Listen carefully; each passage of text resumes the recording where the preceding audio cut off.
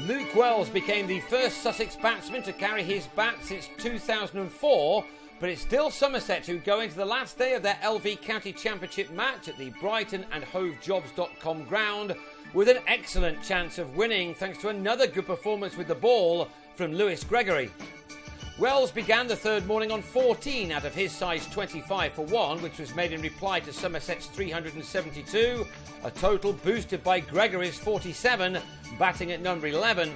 Wells began solidly enough against a visiting side who were using Marcus Trescothick as a wicketkeeper after Craig Kieswetter awoke with a stomach complaint. It was Alfonso Thomas who started to turn this game his side's way with the day's first wicket. Michael Yardy bowled for 10 at 38 for 2. Gregory then nipped one back off the pitch in the next over to have Rory Hamilton-Brown LBW after he left alone, and now Somerset sensed they had a chance.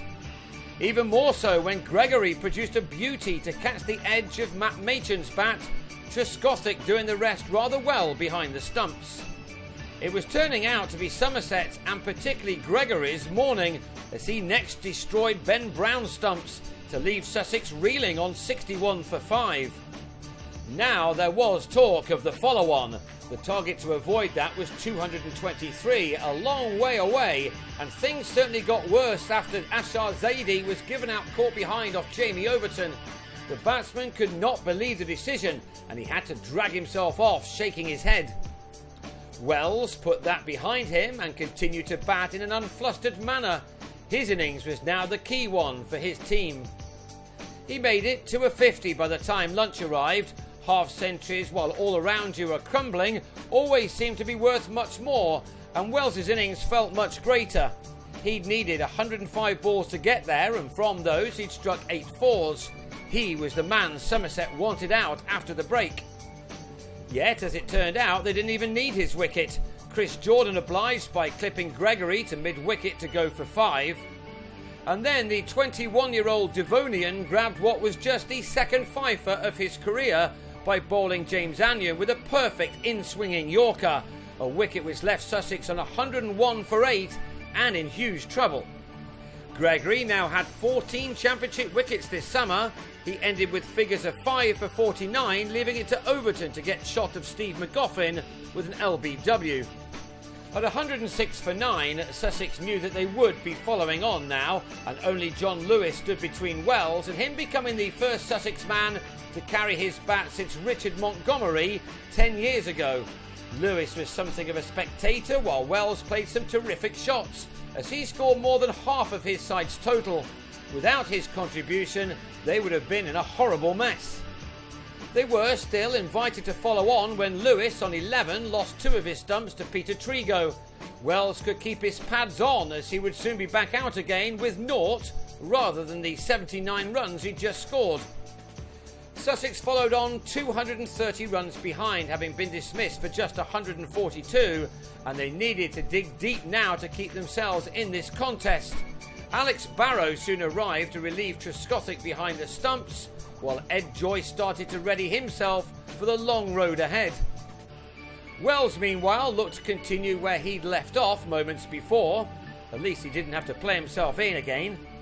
Yet it was he who was finally out just before tea. He'd added 26 to his 79 not out when he clipped a ball from Trigo to Nick Compton to depart with a total on 42 for 1.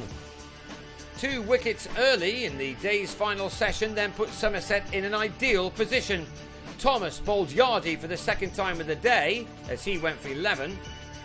And the same bowler then had Hamilton-Brown caught in the covers by Compton with a shot the batsman won't want to see too many times again. Sussex, who began this game with 2 big wins behind them, had now lost 12 wickets in the day, and there was still time for some more.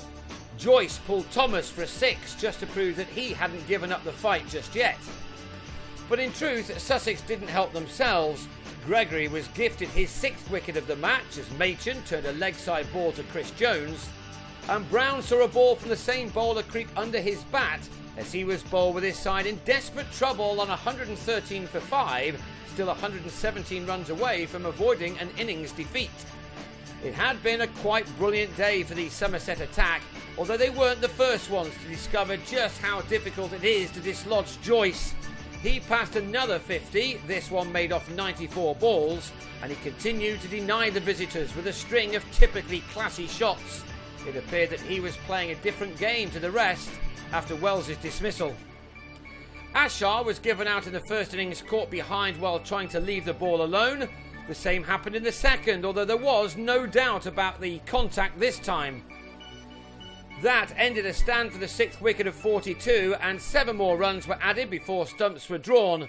With Joyce just 24 runs away from his 3rd championship 100 of the season, Sussex have made 162 for 6, which means they go into the last day still trailing by 68 runs and needing a miracle to save this match.